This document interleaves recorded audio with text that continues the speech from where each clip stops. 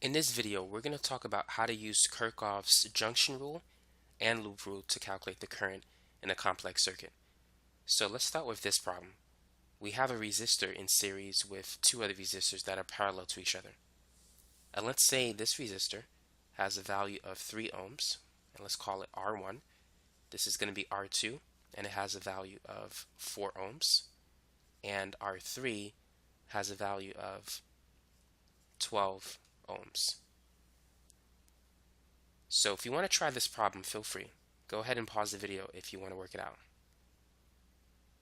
So calculate the current flowing through each resistor using Kirchhoff's rules.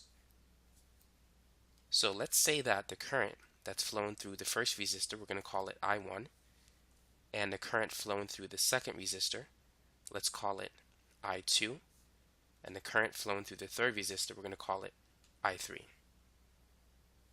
Now, using Kirchhoff's junction rule, or his current law, let's focus on this junction here. So notice that we have a current I1 which flows into the junction, and I2 leaves the junction. I3 also leaves it to go this way. Now, according to his junction rule, the current that enters the junction is equal to the total current that leaves the junction. So the only current that's entering the junction is I1. The other two currents are leaving the junction, so I1 has to equal the sum of I2 plus I3. So that's one equation that we have so far, and we're going to use it later.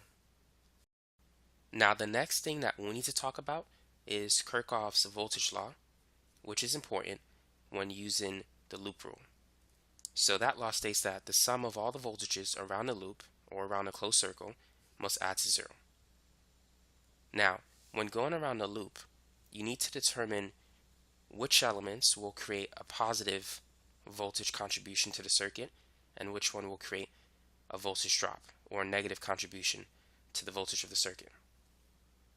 So anytime you travel from a high potential to a low potential, there's going to be a voltage drop. And it makes sense because you're going from high to low. Now, if you're going from a low potential to, let's say, a high potential, if you're traveling in that direction, then the voltage is increasing, so there should be a voltage lift. Now, here's a question for you. Let's say the current is flowing in this direction. And let's say as you're traveling around the circuit, you're going through the loop and it's in the same direction as the current. Will this be associated with a positive voltage or a negative voltage? Now keep in mind, current flows from high potential to low potential. So we're going in this direction. We're going from a positive to negative. So therefore, this will be associated with a voltage drop. So when using the loop rule, if you're going in a direction of the current, that's associated with a voltage drop. Now, if you're going opposite to the direction of the current, then you're traveling from a low potential to a high potential, which is what we have in this situation. So that's going to be associated with an increase in voltage or voltage lift because you're going towards a higher potential. If you're going towards a lower potential, that's associated with a voltage drop. And that makes sense. So if you're traveling towards a negative sign, you should be associated with a voltage drop. If you're traveling towards, let's say, a positive sign, we're going in that direction, that should be associated with a positive voltage or voltage lift.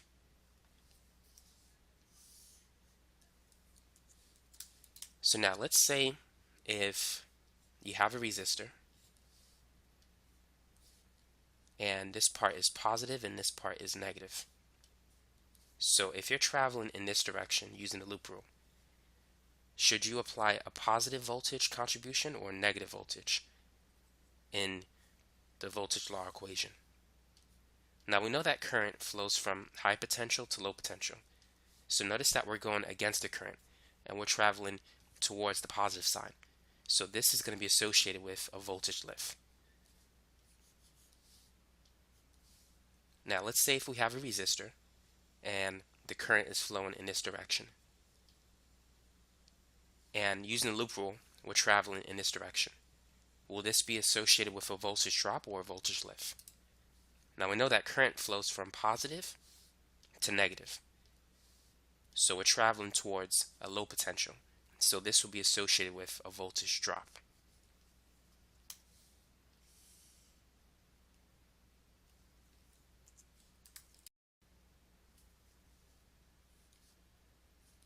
Now let's focus on a battery. So let's say this is positive and this is negative. And I'm going to draw another battery in this direction.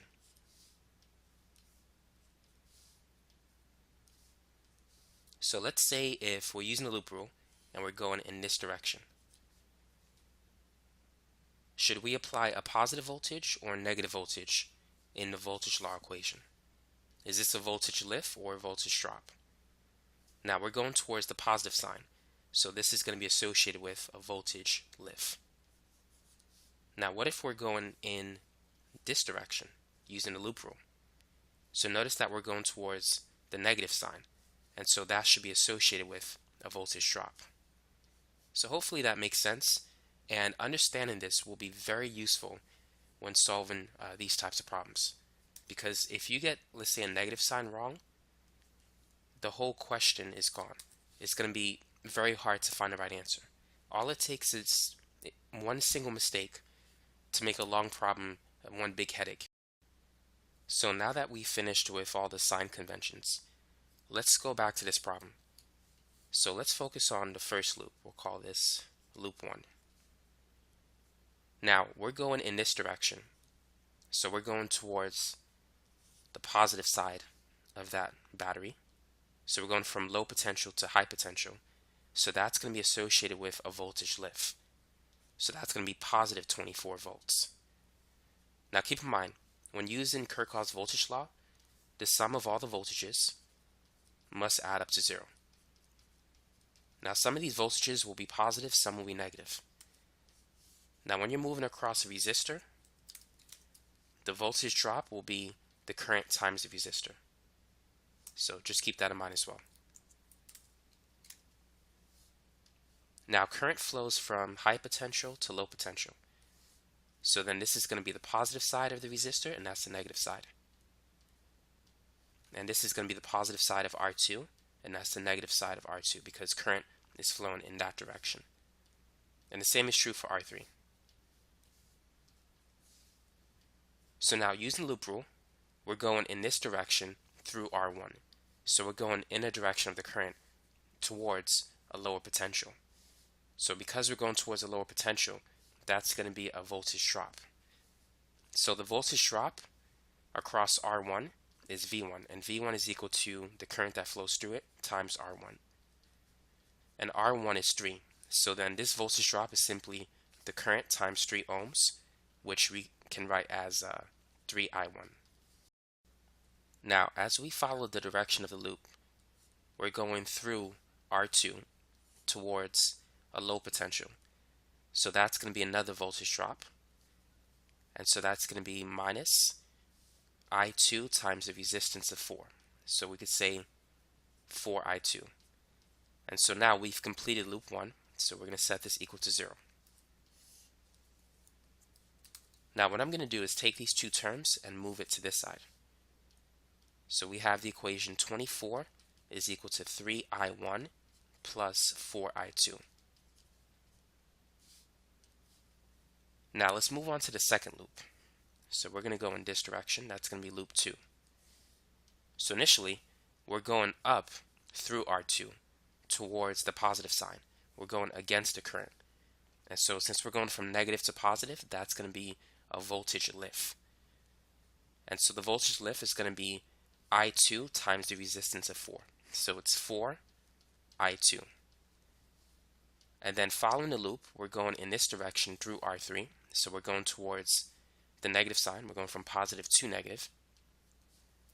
So that's going to be a voltage drop. So the current is I3, the resistance is 12. So that's going to be 12I3. And so we have a negative sign for a voltage drop, but a positive sign for a voltage lift. And this is equal to 0. Now, notice the two equations that we have. we have two equations and we have three variables. So in order to solve a system with three variables, you need three equations. And that's why this equation is important. So now let's combine those three equations.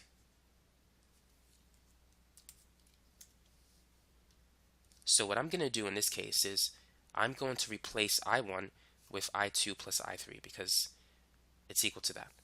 So 24 is equal to 3 times I2 plus I3 plus 4I2. And so 24 is equal to 3I2 plus 3I3 plus 4I2. And now we can combine like terms. So far we have 24 is equal to 7I2 plus 3I3. Now notice that these two equations have the same variables, I2 and I3. So I'm going to solve by elimination, which means that I want to change this to negative 3I3 so that it can cancel with positive 3I3. So I'm going to multiply this equation by 1/4, which is equivalent to dividing everything by 4. So 0 divided by 4 is 0, and then 4I2 divided by 4 is 1I2, and then negative 12I3 divided by 4 is negative 3I3.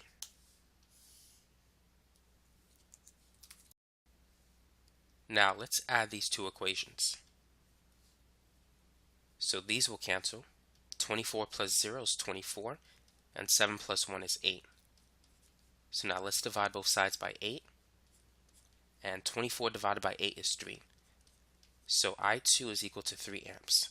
That's the first answer. Now let's find the second answer.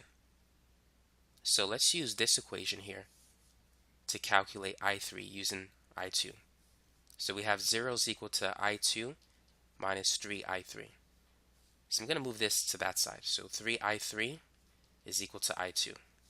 So 3I3 is equal to, I2 is equal to 3 amps, so let's replace it with 3. And then let's divide both sides by 3. So 3 divided by 3 is 1. Therefore, I3 is equal to 1 amp. And so that's the answer for that. And now we can calculate I1. I1 is simply the sum of I2 and I3. So I1 is equal to 3 plus 1, so that's 4 amps. So now we have all the answers that we need. So let's analyze the circuit to make sure that everything makes sense.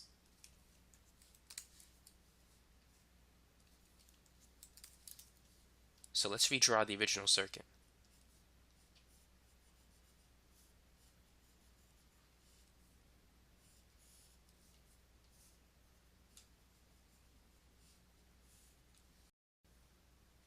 So that's the positive terminal. This is the negative terminal. And this is 24 volts. This was 3 ohms. And we have a current I1 flowing through it. So that's a current of 4 amps. And then this resistor is 4 ohms. And I2 is flowing through that. So I2 is 3 amps. And then this resistor is 12 ohms.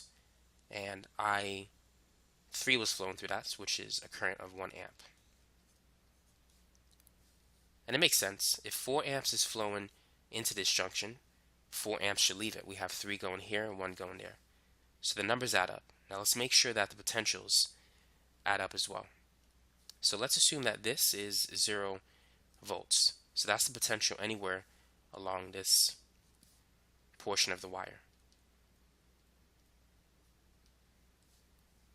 Now, here we have a difference of 24 volts across that battery. So the potential at, let's say, this point is 24 volts. It's 24 volts higher than this point.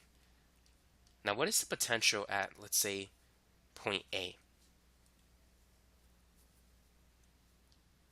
Now, let's calculate the voltage drop across this resistor.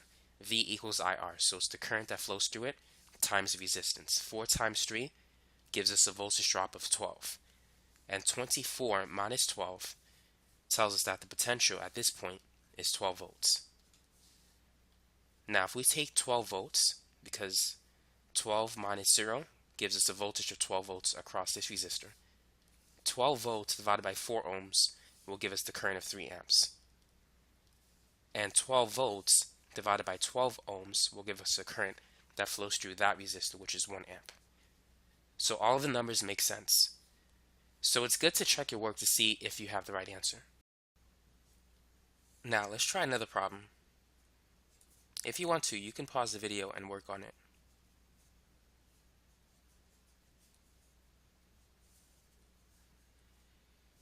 So this time we're going to have a second battery in this problem. And so here's the positive terminal, and here is the negative terminal. And let's say on this side we have a 30-volt battery, and on this side a 10-volt battery. So because the voltage of this battery is higher, chances are that the current will flow in this direction as opposed to that direction. Now, even if you use the wrong arrow and guess it incorrectly, the current will simply be negative instead of positive. So if you get a negative current, it just means you have to reverse the arrow, and then it's going to be positive. So it really doesn't matter what direction you choose the current to be. You can still get the right answer. Now we're going to say that this resistor is a 2 ohm resistor. We'll call it R1. And this is going to be a 5 ohm resistor, which we'll call R2. And this will be a 3 ohm resistor, and that's R3. Now once again, this current will be I1, and the current flowing through this resistor we're going to call I2. Now like before, we used to call this I3, but this time we're going to do something different. Now in this junction we have I1 flowing in, I3 leaving the junction, and I2 also leaving it. So based on Kirchhoff's current law or junction rule, the current that enters into the junction must equal the current that leaves the junction. So I1, which enters the junction, must add up to I2 and I3. So if we wish to solve for I3, I3 is simply the difference between I1 and I2. Now, why is this important? Instead of writing I3 as the current flowing through this branch, we could express it as I1 minus I2. And so instead of dealing with 3 variables, I1, I2, and I3, we can deal with 2 variables, I1 and I2. Now let's say if we have 2 junctions. Let's say this is junction 1 and junction 2. Now we can say this is current 1, current 2, current 3, current 4, and current 5. Now you're going to need 5 equations to solve these 5 missing variables. However, we could simplify the process if we do it this way. So I3 is going to be the difference between I1 and I2. So we can simply write it as I1 minus I2. Now we're going to have a new I3, which is different from this one. So now the current that goes in this direction is going to be this current minus this one. So it's I1 minus I2 minus I3. And instead of having 5 different currents, we only have 3 different variables. So we have I1, I2, I3 instead of I1 all the way to I5. And so for more complicated examples, you can make the process a lot easier if instead of writing this as I3, you can write it as I1 minus I2. And so from this point on, that's what I'm going to do for any future problems that I solve in this video. So if you don't get this, pause the video, rewind, and review this topic one more time until you understand it. Now let's go ahead and finish this problem.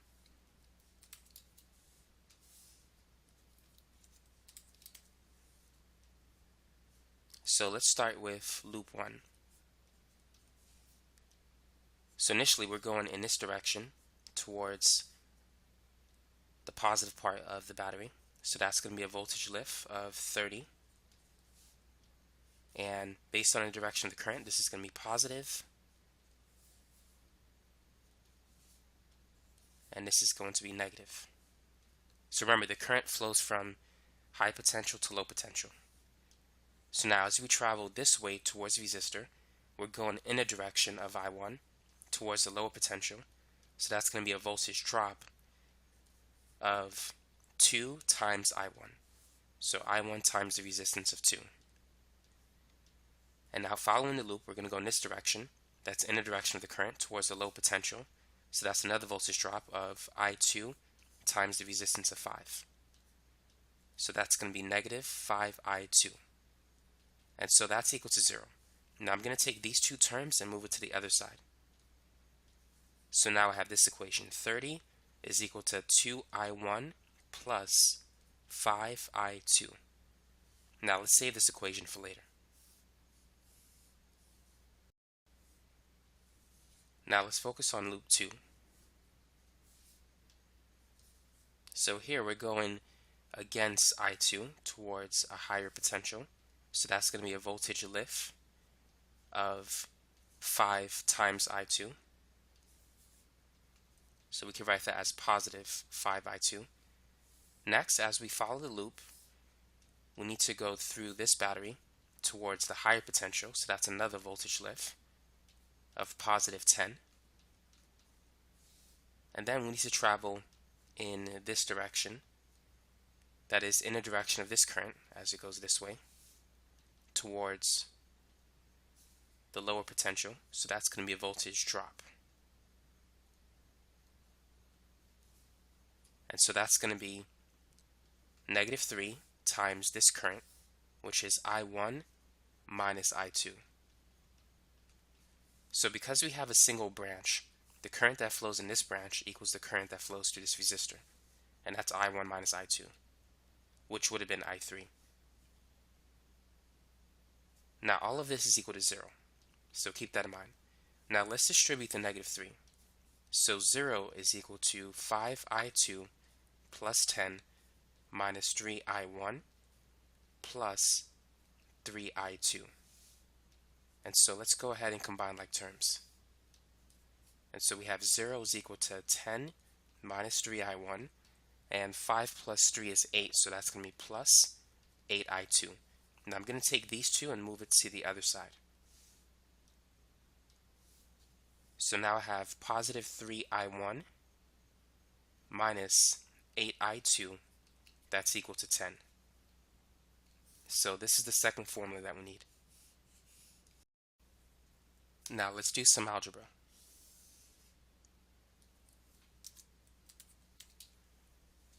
So let's try to get rid of I1. The least common multiple of 2 and 3 is 6. So I'm going to multiply this by positive 3 and this equation by negative 2. So 3 times 30 is 90. 2I1 times 3 is 6I1. And 5I2 times 3 is 15I2. Now, negative 2 times 10 is negative 20. And then 3I1 times negative 2, that's negative 6I1. And negative 8I2 times negative 2 is positive 16I2. So now let's add up these two equations. These will cancel. 90 plus negative 20 is positive 70. And 15 plus 16 is 31. So I2 is equal to 70 divided by 31. So I2 is 2.258 amps. Now let's calculate I1. Let's use this formula.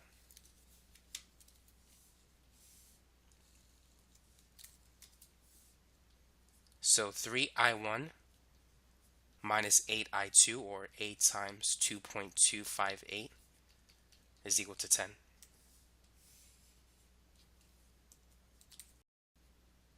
Negative 8 times 2.258, that's negative 18.064. So let's add 18.064 to both sides.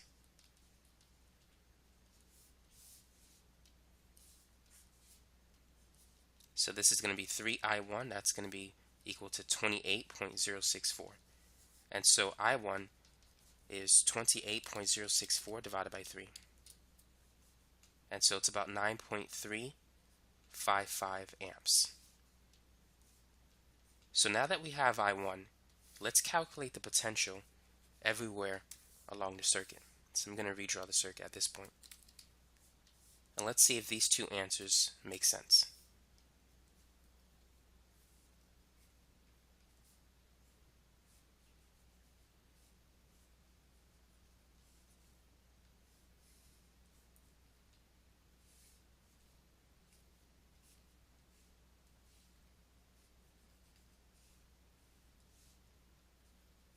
So let's call this point A, point B, point C, which is the same as that point, and point D. Now let's say that point A is the ground. Let's say it's at 0 volts. So given the potential at point A, calculate the potential at B, C, and D. Now we know this is 30, and this is 10, and this is a 2 ohm resistor, this is a 5 ohm resistor, and this is a 3 ohm resistor.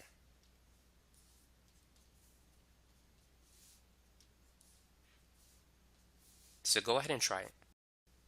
So going from A to B, we have a voltage lift of 30 volts. So potential at B is going to be 30 volts. Now going from B to C, we know that the current flowing through the 2 ohm resistor is I1, and that's a current of 9.355 amps. So to calculate the voltage drop of this resistor is the current times the resistance. So let's take 9.355 multiplied by 2. So that gives us a voltage drop of 18.71 volts. So we know this is positive and this is negative. So as we go from B to C, the voltage is going to decrease by 18.71. So 30 minus 18.71, that means that the electric potential at point C is 11.29 volts. Now as we go from, let's say, C to A, the potential drops to 0. So we can calculate the current in the 5 ohm resistor by taking the voltage across the 5 ohm resistor, which is the potential difference between these 2 points. So that's 11.29. And then if we divide it by the resistance of 5 ohms, that will give us a current of 2.258 amps, which is in agreement with this answer, I2. So that means that we're on the right track. Now let's move from C to D. So as we travel in this direction, we're going towards the positive terminal, and so that's a voltage lift of 10 volts. So it's going to be 11.29 plus 10, so the potential at D is 21.29 volts. Now, if we go from D to A, the potential difference, or the voltage across the 3 ohm resistor, is 21.29 volts. So if we take 21.29 and divide it by 3, that will give us the current flowing in this resistor, which is 7.09 and then 6 repeating. So we can round that to 7.097 amps. Now the current flowing through the 3 ohm resistor is the same as I1 minus I2. So we could confirm this answer by subtracting these two currents. So if you take 9.355 and subtract it by 2.258, this will give you the same answer of 7.097 amps. And so the numbers are all in agreement with each other. So we know these answers have to be correct. And so that's it for this problem. Let's move on to the next one. Now let's work on a more complicated example. So feel free to try it if you want to.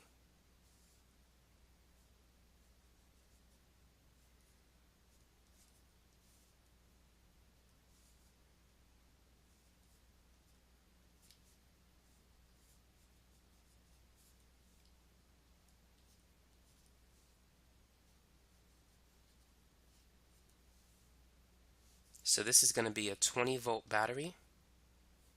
This is going to be a 3 ohm resistor. And this is going to be a 2 ohm resistor. And then we have a 4 ohm resistor and a 12-volt battery. And then this is going to be an 18-volt battery, a 10 ohm resistor, and a 6-volt battery, and a 6 ohm resistor. So go ahead and calculate the current flowing through the circuit. And we're going to say that the potential at this point is 0 volts. So relative to that point, calculate the potential at every other point in this circuit. Go ahead and try it. Now the first thing I like to do is try to predict the direction of the currents in this circuit. So let's focus on this loop. Now the 20-volt battery wants to shoot out a current in that direction, and so that current wants to travel in this direction, in the clockwise direction. And the 12-volt battery wants to shoot out a current in this direction, which is going counterclockwise. However, this battery is stronger, so therefore, comparing those two circuits, I believe the net current in this part will be going in that direction. Now looking at this loop, the 12-volt battery wants to send a current going in this direction, and these two batteries, they add up to make a 24-volt battery. The combined effect of those two batteries will want to send a current going in this direction as opposed to that direction. And this voltage wants to send a current going through this direction. So therefore, it makes sense that the current in this branch is going in that direction towards the left. Because the 24-volt battery wants to send current in this direction, which is greater than the 12-volt battery, and a 20-volt battery also wants to send current in that direction, which is greater than the 12-volt battery. So I believe there's going to be a net current going in this direction.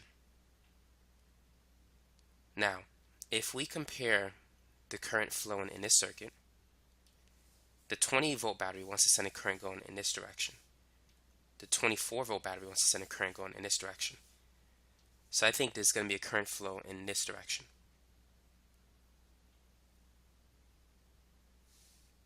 Now, let's assume that we have a current going in this direction, which we'll call I1, and there's a current going in this direction, which we'll call I2. Now, we could say that there's a current going in this direction, which is I1 minus I2. If we're wrong, we're going to get a negative answer for this result, which means that the current is going this way, and it's going to be I2 minus I1 instead. But we can solve it this way. So we could define the current as going in that direction, and then change it later. It doesn't matter how you define it, as long as the math makes sense. So I'm going to define the current going this way, which is going to be I1 minus I2. And let's see what happens in this example. Now before we begin, there's something else that we need to talk about. Perhaps you've noticed that there's two junctions, and we really don't need to take into consideration this junction, because the current that flows through the 2 ohm resistor is the same current that flows in that part of the circuit. So this is also I1, and this is I2, and the current that flows here is the difference between I1 and I2. So we get the same currents in that junction, so we don't have to worry about it. So that's why we only need to take into consideration one of the two highlighted junctions. So now let's focus on the top loop. So let's define the loop going in that direction. We'll call it loop 1. I'm going to use a different color. So in loop 1, we're going towards a higher potential, and so that's going to be a voltage lift of 20, and I1 is going in this direction, so therefore this is going to be positive, negative, positive, negative. We're assuming that I1 goes in that direction, and the current always flows from a high potential to a low potential. So as we flow through the the 3 ohm resistor, as we follow the loop, we're going in the direction of the current towards a negative potential or lower potential. So that's going to be a voltage drop across the 3 ohm resistor. And that's going to be negative 3 times I1. Now, as we follow the loop through the 2 ohm resistor, we're still going in a direction of I1. So that's another voltage drop, which is negative 2 times I1. And then we're going in this direction through the 12-volt battery, but towards the negative terminal. So we're going from positive to negative, so that's going to be a voltage drop of 12. And then we're going to travel through the 4 ohm resistor from positive to negative. And so the current in that branch is I2 as opposed to I1. And that's a voltage drop, so that's going to be minus 4 I1. And so we've covered all the elements in loop 1. So now let's combine like terms. So we have 20 minus 12, which is 8. And then we have negative 3I1 minus 2I1, and that's negative 5I1. This is supposed to be I2. I don't know why I have I1 here, because it was I2 times 4. So then this is going to be minus 4I2. Now let's take these terms and move it to this side. So now we have this equation. 8 is equal to 5I1 plus 4I2.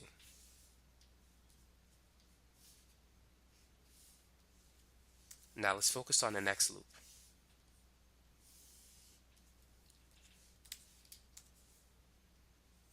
So this is going to be loop 2. So let's start with this direction. So we're going towards the negative terminal of the battery. So from positive to negative, that's a voltage drop of 18 volts. And then we're following this resistor from negative to positive. So we're going from low to high potential against I2. So that's a voltage lift of 4 times I2.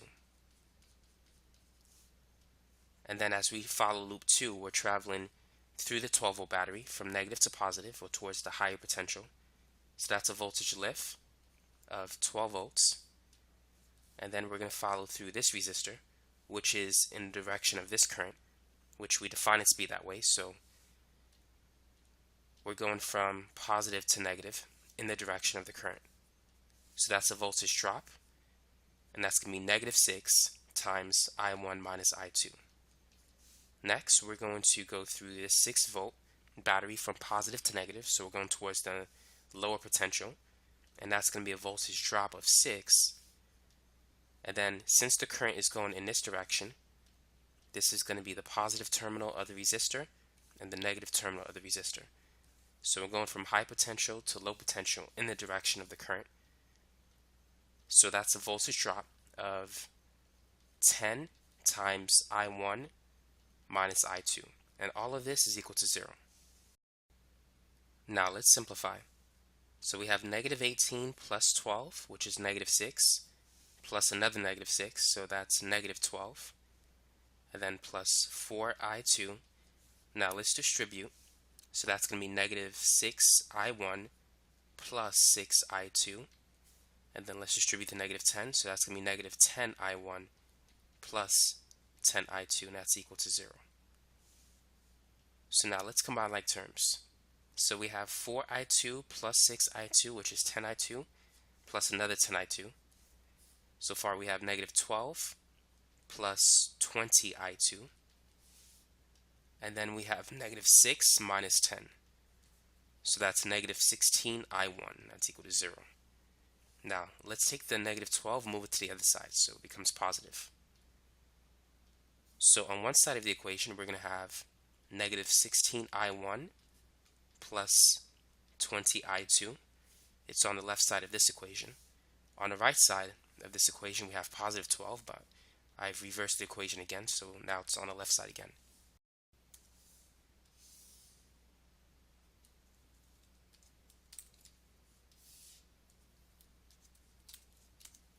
So now let's focus on those two equations.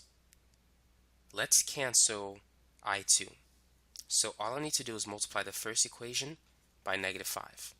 So it becomes negative 40, which is equal to negative 25I1 minus 20I2. And then I'm going to rewrite the other equation right beneath it. So if we add these two equations, we can cancel those two terms. Negative 40 plus 12 is negative 28. And then that's equal to negative 25 minus 16, which is negative 41, times I1. So the value for I1 is negative 28 divided by negative 41. So I1 is equal to 0.6829 amps. Now let's calculate I2. So I'm going to use this formula before I multiply it by negative 5. So 8 is equal to 5 times I1, and I1 is 0.6829, and then plus 4 times I2.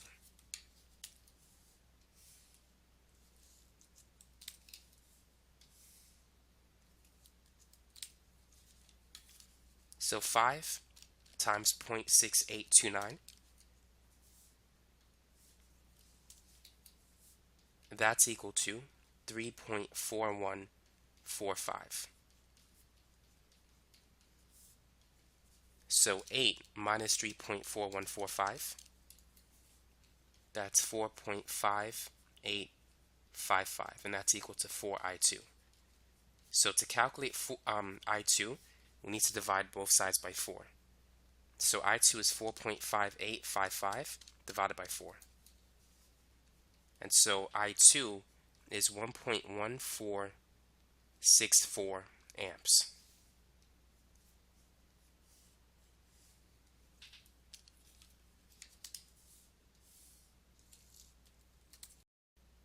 Now let's analyze the circuit completely.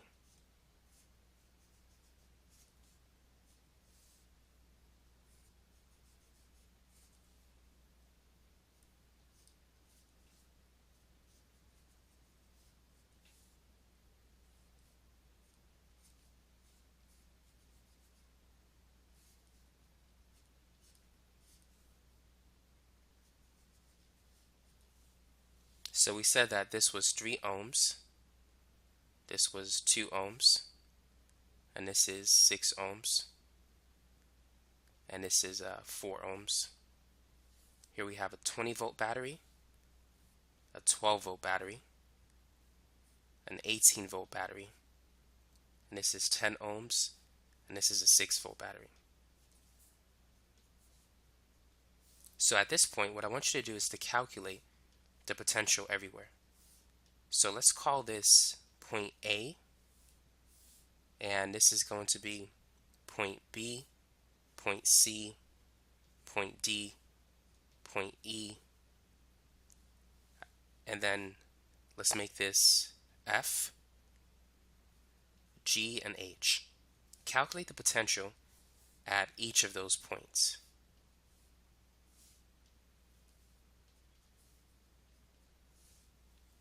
Now let's talk about the currents. Notice that I1 is positive, which means that there is a current flowing in this direction and not in that direction. And so that current is 0.6829 amps. Now I2 is also positive, which we define it to be a current going in this direction. So we don't have a current going in that direction. Now what about I1 minus I2? I1 minus I2 was going in this direction. Now if this result is negative, that means there is a current going in this direction, which is I2 minus I1. So let's see which one is the correct direction. So if we take I1 minus I2, 0.6829 minus 1.1464, that's going to give us a negative answer, negative 0.4635. So therefore, this direction is not correct. So this is the correct direction. If we do I2 minus I1, it's going to give us positive 0.4635. So now we know the correct direction of the current. So we have this current, which is 0.4635 amps. So now we can place the appropriate signs across each resistor.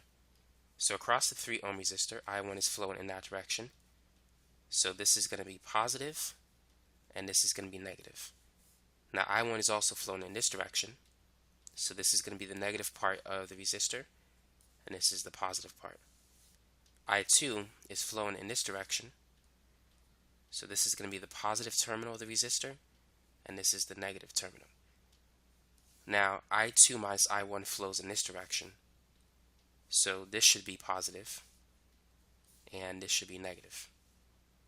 And it's also flowing in this direction, which means this is negative, and this is positive. So now we have the appropriate signs. Now let's calculate the potential everywhere. So let's go from A to B. As we travel from A to B, we're going from low potential to high potential. So that's going to be a voltage lift of 20 volts. So the potential at B is 20 volts, which I'm going to highlight in green. Now let's go from B to C. So I1 flows from positive to negative. So as we go from B to C, this is going to be a voltage drop of 3 times I1. So that's going to be 3 times 0.6829, which is 2.0487. So 20 minus that number, that's going to give us a potential at C, which is 17.95 volts.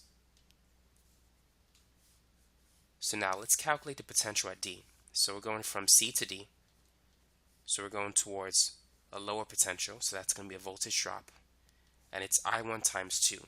So 2 times 0.6829, that's 1.3658. 17.95 minus that number, that's going to give us a potential at point D of 16.58 volts. Now let's move from point D to E. So we're going from positive to negative, so that's going to be a voltage drop of 12 volts. So 16.58 minus 12, that's going to give us a potential at point E, which is 4.58 volts. Now we don't need to go to A because we already know the potential at A. So we have the potential difference between points E and A. So that's a voltage of 4.58 minus 0, which is 4.58 volts. If we take the voltage across the 4 ohm resistor and divide it by 4, that will give us the current flowing through the resistor. And so that current is 1.145 amps. And so this tells us that we're on the right track because this matches I2. Now this is a slight difference because there was some rounding in this problem. I mean, this is not exactly 17.95, it's like 17.951. But however, this is close enough, 1.146 and 1.145. You could round that and say it's about 1.15 if you want to. Now, let's start back at D and let's go towards F. So as we travel from D to F, is this a voltage lift or a voltage drop? Notice that we're going against the current and we're going towards a higher potential from low to high. So that's a voltage lift. So to calculate the voltage across the 6 ohm resistor, it's going to be 6 ohms times 0.4635. That's the current flowing through it. And so the voltage across that resistor is 2.781 volts. So as we go from D to D to F, that's a voltage lift of that value. So we're going to start with 16.58 and then add 2.781 to it. So the potential at F is 19.36 volts. So now let's go from F to G. So we're going from positive to negative, and that's going to be a voltage drop of 6 volts. So 19.36 minus 6 is 13.36. So that's the potential at G. Now let's go from A to H. As we travel in this direction, we're going from negative to positive, so that's a voltage lift of 18 volts. So that's the potential at H. And current is going to flow from a high potential to a low potential. 18 is greater than 13.36. So the current is flowing in this direction, which is in agreement with this current, which goes in that direction. So now let's calculate the current across the 10 ohm resistor. So first, we need to calculate the potential difference between points H and G. So 18 minus 13.36, that's a voltage of 4.64 volts. And if we divide that by 10, that will give us a current of 0.464 amps. Notice that it's approximately equal to I2 minus I1, which is 0.4635 amps. So that means that we're on the right track. So everything is correct in this problem. Now we do have some rounded answers, but it all adds up. Now this is going to be the final problem that we're going to work on. So let's say this is a 2 ohm resistor, and here we have an 8 ohm resistor and a 4 ohm resistor. This one's going to be a 3 ohm resistor, 5 and 6. On the left we have a 20 volt battery, and this is going to be a 6 volt battery, and there's an 8 volt, a 12 volt, and the last one's a 16 volt battery.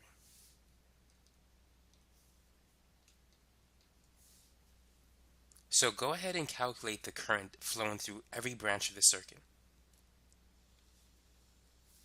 And let's define this as point A, B, C, D. This is going to be E, F, G, H. And at point A, the potential will be 0 volts. So relative to that potential, calculate the potential at every point. Now let's define the current that flows through I2 as I1, and the current that flows through the 8 ohm resistor, that's going to be I2. Now the current flowing through the 3 ohm resistor, that's going to be I1 minus I2. And through the 5 ohm resistor, we're going to call that I3. Now the current that flows in this branch, which is basically the same as through the 6 ohm resistor, that's going to be I1 minus I2 minus this current here, which is I3. So let's start with the first loop. We'll call that loop 1. So as we go in this direction, we have a voltage lift of 20 volts. Now, based on the direction of the current, this is going to be positive, this is going to be negative. And for the 8 ohm resistor, this is positive, and this is negative as it follows I2. And for the 4 ohm resistor, I1 is flowing in this direction, so this is going to be positive and negative. So as we flow in this direction, that is in the direction of I1, that's going to be a voltage drop. So that's negative 2 I1. And then as we follow the loop through the 8 ohm resistor in the direction of I2, that's going to be negative 8 I2. That's another voltage drop. And then as we go through the 6 volt battery, we're going from a high potential to a low potential. So that's going to be a voltage drop of 6 volts. And then following I1, which goes through the 4 ohm resistor, that's another voltage drop of negative 4 I1. So let's combine like terms. We have 20 minus 6, which is 14. And then we can combine negative 2 I1 minus 4 I1. And that's going to be negative 6 I1 and then minus 8 I2. So I'm going to take these two terms and move it to that side. And so that gives me 14 is equal to 6 I1 plus 8 I2. Now I'm going to divide everything by 2. So it becomes 7 is equal to 3 I1 plus 4 I2.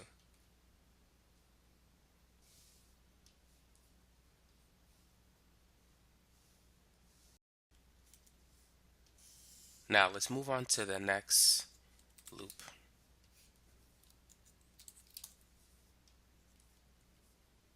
So let's call this loop 2. So let's go in this direction. So we have a voltage lift of 6 volts. And then as we flow through the 8 ohm resistor, that's going to be a voltage lift going from negative to positive against I2. So that's going to be plus 8I2. And then we need to travel in this direction, in the direction of I1 minus I2. So that's a voltage drop. And so that's going to be minus 3 times I1 minus I2. Now, as we flow through the 5 ohm resistor in the direction of I3, that's going to be a voltage drop of 5I3. And then let's go through the 8 volt battery. So we're going towards the lower potential. So that's a voltage drop of 8 volts. And so that should equal 0. So now let's simplify the expression. We have 6 minus 8, which is negative 2. And then we have plus 8I2, and let's distribute the negative 3. So that's negative 3I1 plus 3I2 minus 5I3. So we could combine these two. So right now we have negative 2, and then minus 3I1, 8I2 plus 3I2, that's 11I2, and then minus 5I3. So I'm going to move the negative 2 to the other side. So this is the second equation that we have. Negative 3I1 plus 11I2 minus 5I3. That's equal to 2. So let's save that equation for later. And now, let's move on to the third loop.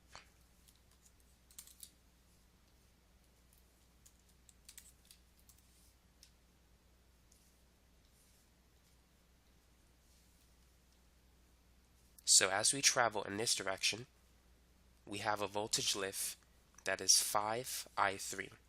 It's going against I3 as we go up. So that's going to be positive 5I3.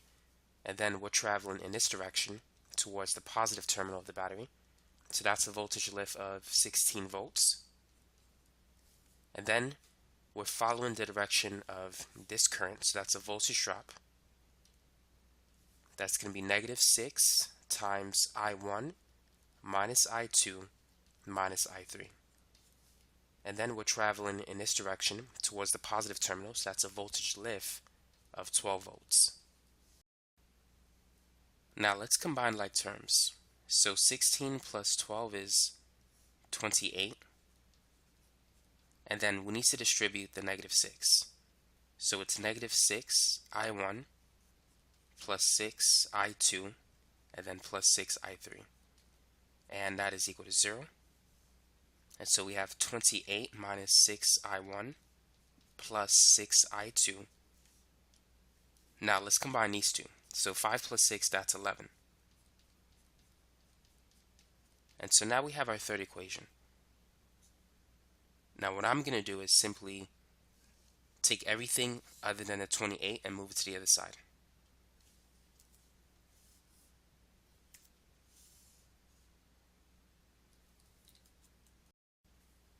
So we can write this as 28 is equal to 6I1 minus 6I2 minus 11I3.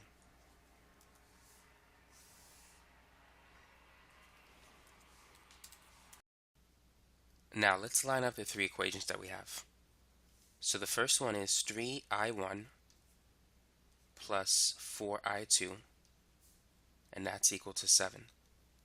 The second one, negative 3I1 plus 11I2 minus 5I3, that's equal to 2. Now for the last one, it's 6I1 minus 6I2 minus 11I3, and that's equal to 28. So we have three equations with three variables. So we need to use the system of equations process to get the answer. And if you're not sure how to do this, you can check out one of my videos entitled System of Equations with Three Variables. I just type in Organic Chemistry Tutor. It should come up. I have a 26-minute video that gives you some examples on how to solve these types of problems. So go ahead and try this if you want to. Now the best way to approach this particular situation is that we need to combine equations 2 and 3, and our goal is to cancel I3, because that's going to give us an equation in terms of I1 and I2, which we can combine that with equation 1 to either solve for I1 or I2.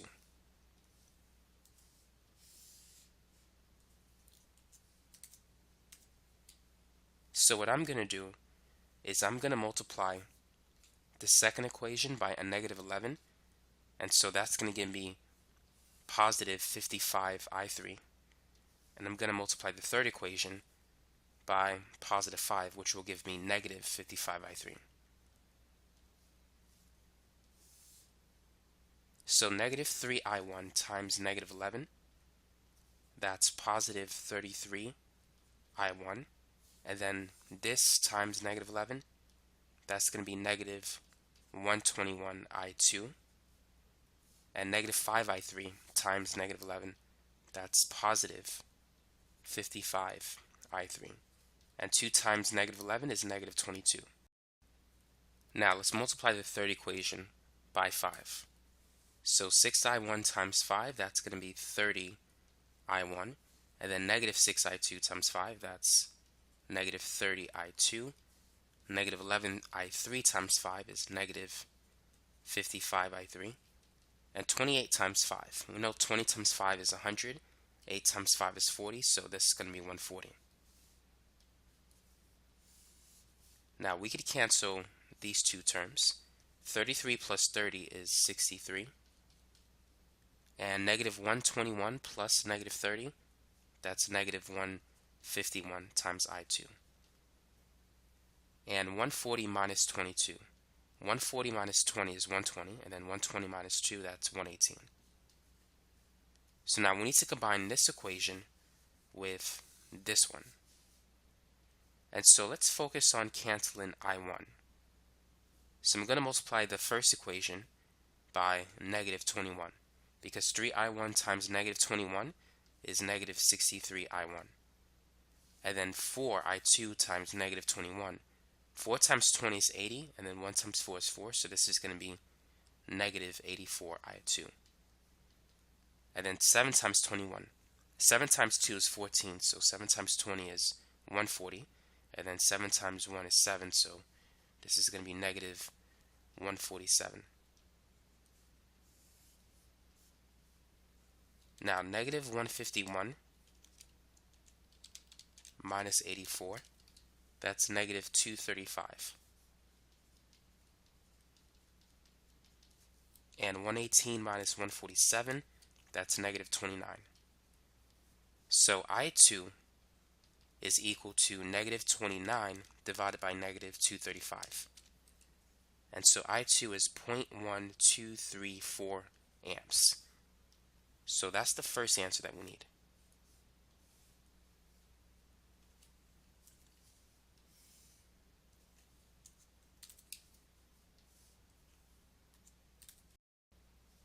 Now let's use the first equation before we multiplied it by 7 to calculate I1.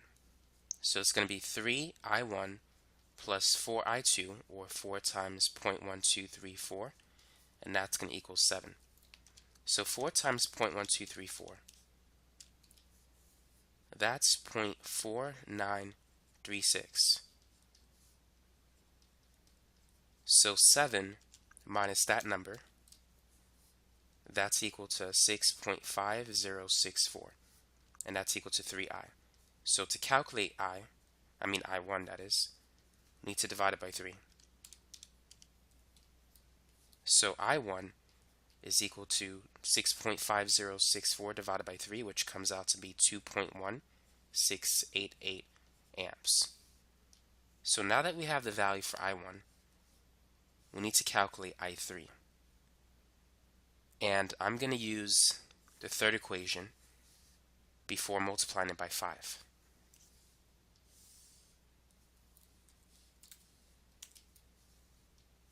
So this is going to be 6I1, or 6 times 2.1688, 688 minus 6I2, and then minus 11I3, and that's equal to 28. So 6 times 2.1688, that's 13.0128.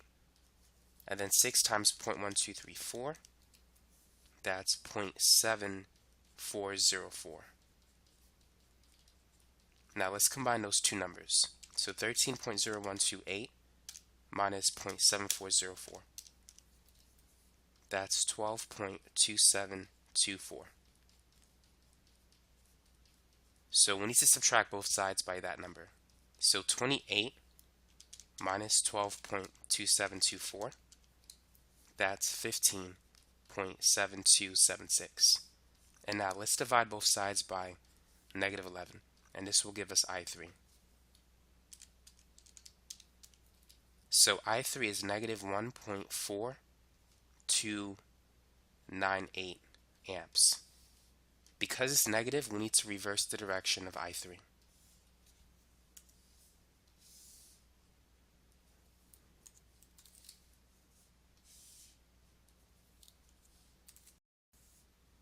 Now let's redraw the circuit.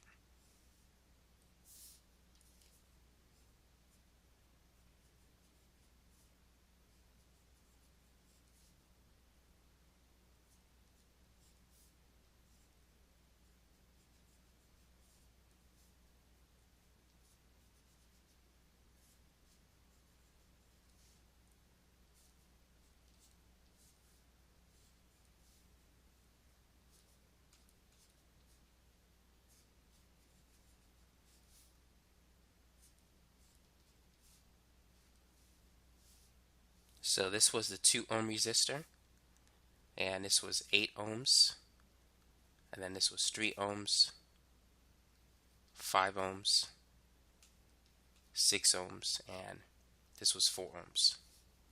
And this was a 20 volt battery. Here we had a 6 volt battery, and this is an 8 volt battery, and that's a 12 volt battery, and then over here we have a 16 volt battery. Now I1, the current that flows through this branch, that's in the right direction. So this is 2.1688 amps. And so this is positive.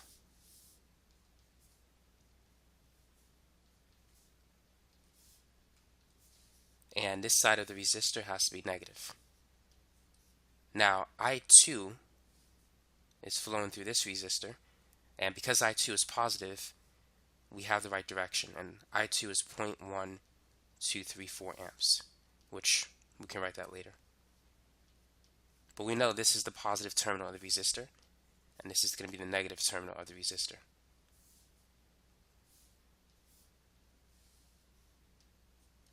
Now I1 also flows through the 4 ohm resistor in that direction.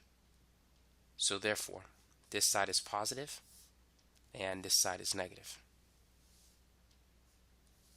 Now I1 minus I2, if we subtract these two currents, that's going to give us a positive value. And I1 minus I2 flows through the 3 ohm resistor. And so that's 2.1688 minus 0.1234. And so this current is 2.0454 amps. So this is going to be the positive side of the resistor, and this is the negative side. Now I3 is a negative value. Before, we defined I3 flowing this way, but in actuality it's flowing in that direction. And so therefore this should be positive and this should be negative.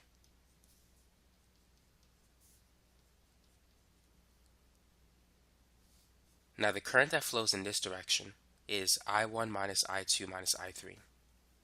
So that's 2.1688 minus I2, which is 0.1234, minus negative 1.4298. So the current that should be flowing in this branch is 3.4752. Now it's flowing through this resistor. So this is the positive side of this resistor, and this is the negative side. So now that we have all the appropriate signs, let's calculate the potential at every point. So let's calculate it at, well, we're going to assume point A is 0. This is B, C, D, E, F, G, and H. So if the potential is 0 at A, what is it going to be at B? So going in this direction, we have a voltage lift of 20 volts. So the potential at B is 20.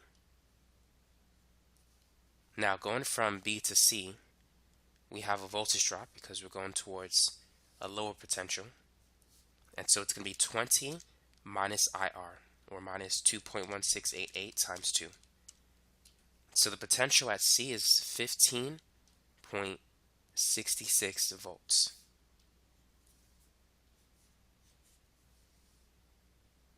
Now let's go this way. So we're going towards a higher potential, and the current through the 4 ohm resistor is I1, which is this value. So it's going to be 0 plus, because we're going towards a higher potential, plus 4 times 2.1688. So the potential at H is 8.675 volts. Now let's go up to this point, and that should be labeled a new point. So let's call this point I. So as we go from H to I, we have a voltage lift. We're going towards a positive terminal, so a voltage lift of 6 volts. And so 8.675 plus 6, that's going to give us 14.675. So that's potential at I. So now we could confirm the value of I2. So first, let's calculate the potential difference, or the voltage, across the 8 ohm resistor. So it's the difference between the electric potentials at C and I. So it's going to be 15.66 minus 14.675. So that's a voltage of 0.985, and then divided by the 8 ohm resistor. This will give you a current of 0.1231 amps, which is very close to this current. So that means that the information that we have in this loop is correct. Now let's move on from C to D. So we have a voltage drop, and since we're going towards a negative terminal, so to calculate the potential at D, it's going to be the potential at C, 15.66, minus the voltage drop, so minus 2.0454 times the resistance of 3. And so the potential at D is going to be 9.524 volts. Now, let's go to H. Starting from there, let's go to J. I mean, not J, but G. So that's a voltage increase of 8 volts. So 8.675 plus 8, that's going to give us 16.675 for the electric potential at G. So now let's calculate the potential difference between D and G to confirm the value of I3. So notice that we're going from a high potential of 16 volts to a low potential of like 9.5 volts. And so thus it makes sense that the current is going in this direction. So 16.675 minus 9.524, that's a voltage of 7.151. If we divide that by 5, that will give us a current of I3, which is 1.4302 amps. And keep in mind, I3 is negative 1.4 going in this direction. But once we reverse it, it becomes positive 1.4. It's no longer negative once we reverse it. And so 1.4298 is approximately 1.43. So this answer is acceptable. Now let's confirm the current flowing through this resistor, which should equal this number. Because if you think about it, I3 is 1.4298, and we have this current, which is 2.0454. So these two currents should add up to this one. So if you add 2.0454 3.54 plus 1.4298, that will give you 3.4752. Because these two currents are the currents going into the junction, and this is the current going out of the junction. And so based on Kirchhoff's junction rule, the current that flows into a junction must equal the current that flows out of a junction.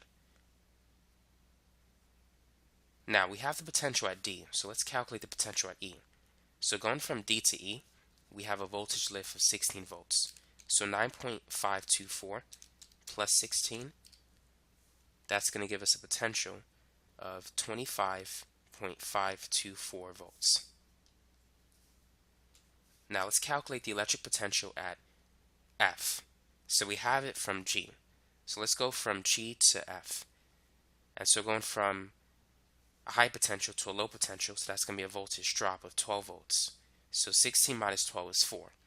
So the potential is going to be 4.675 volts at F.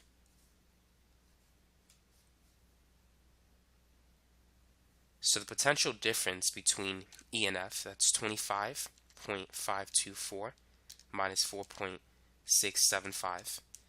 And so that's a potential difference of 20.849. So that's the voltage across a 6 ohm resistor. If we divide it by 6, that will give us a current flowing in this direction, which is 3.475 or 48 if you want to round it. And so that's very close to this answer. So all the values make sense in this problem. So these answers are indeed correct. So now you know how to use Kirchhoff's junction rule and loop rule to calculate all the currents in a circuit. And now you know how to calculate the electric potential at any point in a circuit. But you need to be given a reference value first. So relative to that reference value, you know how to calculate the potential at any point. So that's it for this video. Thanks for watching and have a good day.